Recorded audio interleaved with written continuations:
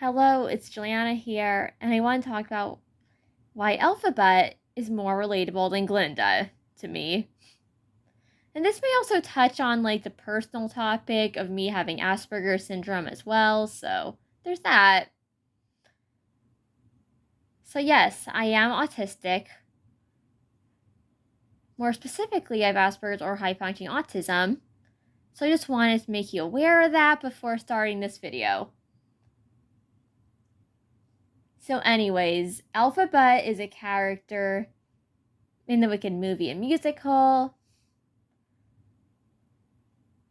And we're not going to go into the next 3 books of the Wicked series because that would be way too much spoilers. And I'm not going to spoil the second half of the Wicked musical. But so I'll just be talking about the first half. So basically, in the first half, it shows a lot of Elphaba's. It shows more of Elphaba's past, or parts of it. And she's literally just never accepted by her peers because of her green skin. Even her own parents think there's something wrong with her because of it. And she's always treated as someone who's other or different. Someone who's a little weird or unusual. And then there's also her natural ability at magic, which is definitely explained more in the second half of the Wicked musical, and it's explained more in the book. But yeah, she has a natural affinity for magic. It's something that she's just kind of born with. And it's something that makes her a little different from those around her. There are many parts where everyone is just afraid of her, despite the fact that she consistently tries to do good in the world. And I can just imagine how frustrating this must be. Even if she's nice and polite and stuff like that, people are afraid of her. And something that I also like about her is that she has a more intense and stubborn personality. She will stick up for what she believes in and be very passionate about it, but also very studious at the same time. If you've seen the Wicked movie, Elphaba gets very passionate when it comes to animal rights, or even just her being protective over her sister Nessa Rose. She will care about those around her and the causes she supports deeply. And every act of kindness she does in this movie, it's more selfless. Her motivation is more to help others rather than to do anything for her own personal gain. Now compare this to Glinda, always putting on a show of how nice and kind she is, always caring about her appearance and how others perceive her. Elphaba doesn't do this. Elphaba just consistently acts as herself without caring what other people at Shiz University think. Unless it's Madame Morrible, of course, because she is, in fact, in Madame Morrible's sorcery program, and Madame Morrible does support her until in the end, Elphaba realizes that, oh, they were tricking me with having me go to Oz. You know, that special invitation that Madame Morrible sent to the wizard and stuff for Elphaba to go to the city of Oz and all that, and prove herself to him, make a big difference in the world. Well, it turns out that basically the wizard could not use the the grimoire, however it's pronounced. So, or the grimoire. So Elphaba basically performs like a spell from it, and then the wizard pins the blame on her for hurting the animals to try and make her public enemy. So the spell she does is basically the spell that gives the flying monkeys their wings, because they're like the guards in Oz at the time. But yeah, the Wizard and Madame Marble had a not so good plan to use her for this. And they basically turn everyone against her. And this affects the rest of her life. Like throughout this musical, people hate Elphaba just because of the lies perpetuated by like Madame Marble and the Wizard and stuff like that. And it's just heartbreaking to watch. Especially whenever at the beginning of the movie, Elphaba was so full of ambition and desire to make the world a better place and to help the animals, and to see that happen to her, it's just heartbreaking and gut-wrenching. And I cried multiple times during this movie. I legit cried a lot. Most movies don't make me cry. And also, I really didn't like the message of the song Popular, because I'm sorry, Elphaba did not need a makeover. Her fashion is perfect. Her style is basically perfect and goth and amazing. And she should not be like shamed like that for dressing like that. Like, no. If anything, Glinda needs a huge dose of reality. And she needs to realize that. Her wearing like the pink all the time and stuff is tacky compared to Elphaba's fashion.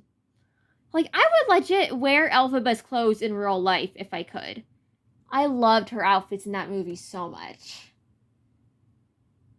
She is a goth fashion icon, and her fashion and costuming is amazing. And Glinda taking her glasses off during Popular too. We just don't need a return of the taking off the glasses trope. No, we don't need that. No one needs a return on that trope. As someone who wears glasses, I tend to find that trope very outdated. Like, extremely outdated. Like, people can be beautiful in glasses, okay? I myself wear glasses. There's nothing wrong with it. And the way Elphaba always cares for Nessarose. That, too, really does show how much of a good person she is. How selfless she is. Because even though, like, her sister was always treated better than her growing up, and she was, like, bullied as a kid while, like, her sister wasn't, she was always fiercely protective of her. She always cared about Nessarose, and that just shows a lot about her, how much she cares for others. And the Oz Dust Ball scene, like, that one hurt to watch. Especially considering that, like, Elphaba got Madame Marble to give Glinda a chance for her sorcery seminar, which Glinda has been wanting to get into. Like, Elphaba did something really kind and selfless after finding out that Glinda asked Spock to ask Nessarose to a dance. And yet Glinda and her friends decide, oh, let's give Elphaba this hat so people will laugh at her at the dance. Like, I'm sorry. Like, that prank, it was scummy. It was disgusting. It legit hurt to watch people laughing at her. Although I do feel like the second part of the movie, Glinda does change for the better. She does become somewhat of a better person.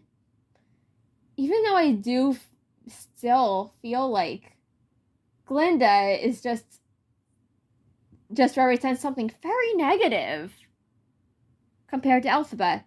Have you noticed, if you've seen this movie, that Glinda basically only does nice things to look good to other people during the first part? Yeah, she literally is someone who is just so superficial and cares so much about how others perceive her.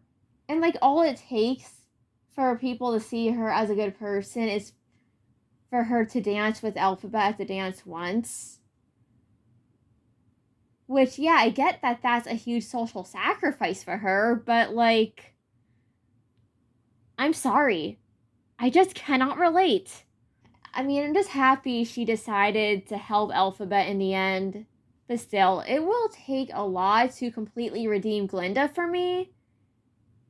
Because I don't know. I never really understood her motivations. I never really understood why her personality is the way it is.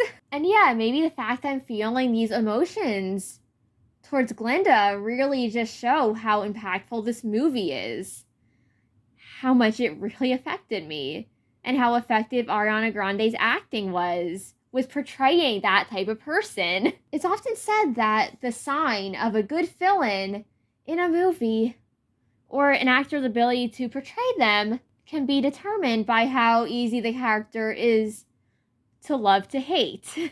I feel like Glinda kind of fits the bill here. And the fact that, like, Elphaba is only considered wicked because society considers her to be wicked and evil and mean, it's like, that's just, yeah, that's Oz and society speaking. And I just can't help but feel terrible for her and what she has to experience, especially when it's lifelong. And now let's talk about what Elphaba's desires and ambitions are. And like what her wish for the wizard is specifically. So in The Wizard and I, it's revealed that her wish, her desire she wants the wizard to grant, is for the wizard to degreenify her. Basically, that would be the equivalent of me asking a supernatural force to cure my autism for me. But then she grows to accept herself, and she like realizes that she wants to fight for animal rights. She wants to share that issue with the wizard to help the animals. So, in case you noticed, her desire shifts from being selfish to being extremely selfless. This, I feel like, shows a lot of character growth on her part. It shows her really embracing her own individuality and independence and staying true to herself, and I love that. And if I had seen this movie as a child, my young autistic self would have loved that message so much. And it definitely would have helped me as a kid realize that it's okay to be different. That even if you're different, even if you're weird, even if there's something about you that you could never change, could never cure,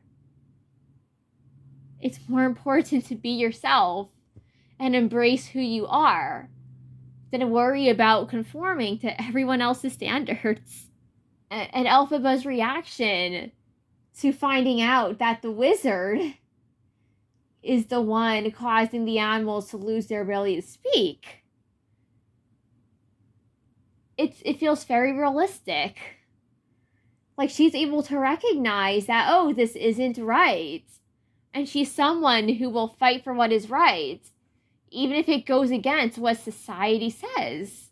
even if it goes against what everyone else thinks is popular. Glinda, on the other hand, failed to make this sacrifice. Like, Glinda was the one who was trying to convince Elphaba, like, oh, just hear the wizard out and stuff. Like, I'm sorry, but if I were rewriting this, I feel like it would have been better off if Glinda had just gone with Elphaba instead of deciding to go with the wizard and Madame Morrible and all that. Even though you know that she's more like working from the inside, and her desires don't necessarily perfectly line up with the wizard and all that. And I know this is kind of a long, ranty video about how relatable Elphaba is, but I just wanted to do it. So goodbye, mysterious audience. I love you. I hope everyone has a good day or good night when you're watching this. And please let me know in the comments if you yourself have experienced similar emotions when watching this movie. And like and subscribe if you want more content from my channel.